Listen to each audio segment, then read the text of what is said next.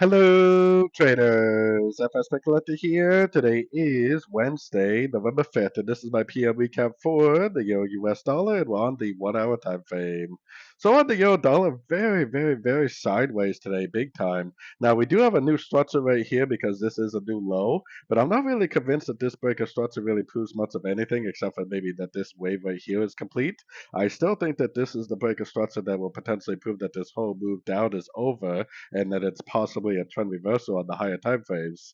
So we do need to be careful. A lot of times you get these expanding flats, it goes up, and then keeps going down. So that's why I think that this is the breaker structure that's going to turn me back into a buyer. Otherwise, anything I see to the upside, I am definitely still looking at as a possible pullback within a downtrend. We do have Trump talking pretty much right now, so possibly we could get a little bit of volume, but it looks to me like a very slow day so far in the dollar. So, anyways, don't forget to check out my website linked over here in the corner. And as always, thank you for watching and happy trading.